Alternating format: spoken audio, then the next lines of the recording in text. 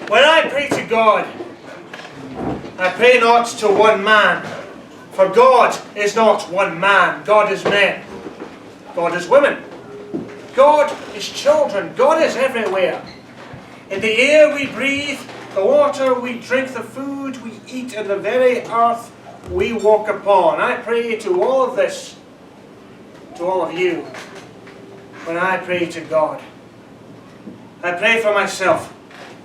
I pray that for the short time I am on this earth, I make a positive difference in this strange, frustrating, but still beautiful world I wake up in every day.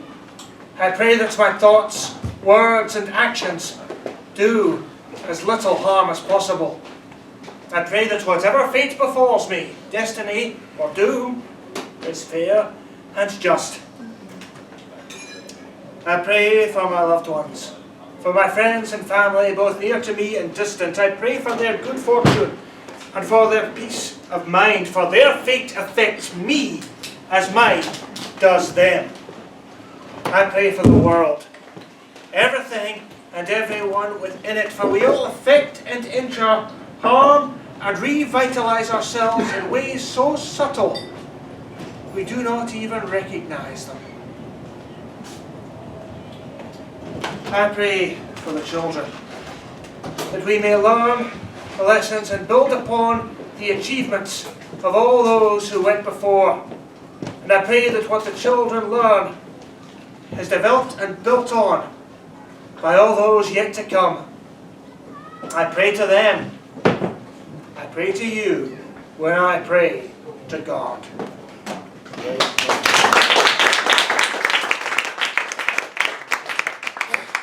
I'm from up north in a little place called Aberdeen, and this is a little poem about Aberdeen. It goes like this. In years to come, there will be some who tell exciting stories of wonders that could strike you dumb, fantastic football glories. They'll breathe a sigh for times gone by, their drink-fueled tales will carry their blisters to where spirits lie, a place called Old Pittodrie. In Aberdeen, cold, harsh and mean, Pittodrie was its centre. The stadium that stood had been a playground for adventure. From granite streets that gathered fleets of fans, it was an army that came to watch the wondrous feats of football at Pittodrie. Their jeering rants and rhyming chants, to hear them was pure magic. Opponents came and wet the bats as fans became ecstatic. But when the players lost their way, the fans would vent their fury. The angry, ugly things they'd say would echo round Pittodrie.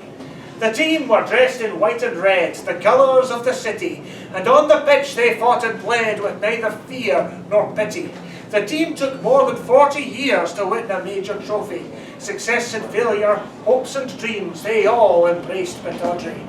With Joey Harper chasing goals, or Xander Diamond posing dangers, the team would relish making fools of Celtic, Hearts or Rangers. And Tommy Pearson and Ian Jeskett chasing all the glory. The homegrown players were the best, the greats of old Pittodrie. The coaches who have managed teams, McLeod, McNeil and Turnbull, they brought to life fans' hopes and dreams, brought trophies by the armful. But none can match the winning ways of he who's known as Fergie. The memories of his glory days still linger at Pittodrie. But all this happened long ago, yet still it's often mentioned. The heroes all supporters know, immortalised in legend. And on the coast you still can see the heroes in our story, courageous spirits standing free, the ghosts of old Pittodrie. The London-based port now. Memories and dreams of Soho, London's centre, full of colours. Once a place of violent protest, rioters streaming through the markets, now a den of dreamy angels, fancy-free, inventing wonder. Their illusions make me wonder at the teeming streets of Soho, full of ravers, punks and angels, startling me with swinging colours. Traders line the many markets, charming all, and none will protest. Those who do will find such protest can't outdo the charm and wonder found throughout the streets and markets, nightclubs, bars and shops in Soho. all religious faiths and colours, images of gods and angels, movie stars, made up like angels, history of trouble, protest, riots, racism, violent colours, dyed in hate, all make us wonder how the people live in Soho, walk among its streets and markets, live within its streets and markets, work their lives away like angels, these inhabitants of Soho, all aware of recent protest, knowing it's a common wonder. Cultures of so many colours, Chinese, Jewish, Eastern colours, sell their wares across the markets, living now in hope and wonder for their dead ancestral angels, for a future without protest running through the streets of Soho. A cacophony of colours, markets, angels, protesters create a sense of wonder in us, savouring memories and dreams of Soho.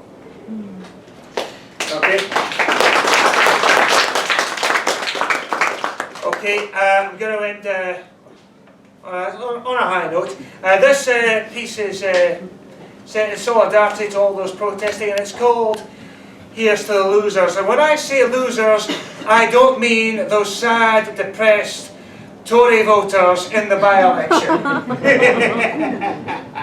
No, I mean these people. They say that history is written by the winners, by the leaders and the high-achieving. That's what the record books would have us believing. But if you read between the lines, if you look behind the lies, you find that real life, real history is not written by the winners, it is written by the losers. So here's to them. Here's to the lost and the abandoned, to the abused and the neglected, to the people trapped in vicious cycles, to the confused and the addicted. Here's to the powerless and the marginalised, to the clueless and the ignorant, to the ones who are always left behind, to the weak and the incompetent. Here's to the boring, the banal and the utterly tedious, to the jealous, to the miserable, to the bitter and the envious. Here's to those who let life pass them by and regret lost opportunities, to all the middling in-betweens, to all the mediocrities. Here's to those who would gladly save the world if they could, to the naive, the well-meaning and the misunderstood.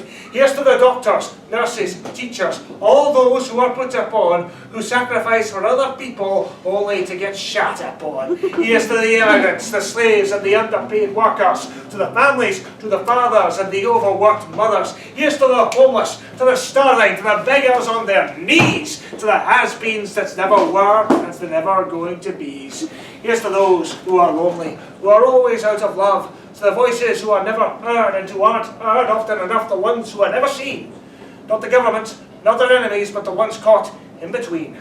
I'm talking about those who have lost everything, the deprived and the unfortunate, the ones who do not understand, the innocent and the illiterate, the people condemned to live their lives and avoid the mentally ill and the unemployed, the people in debt who can't pay back their arrears, the ones who are grieving and can't hold back the tears, all the countless victims of brutality and torture, the young and the destitute left without a future. But I'm telling a lie. Here's the reason why. These people are not losers, these people are survivors. Their endurance should inspire us. So while the winners and their Tories take the credit and the glory, let the survivors have a chance to tell the real story.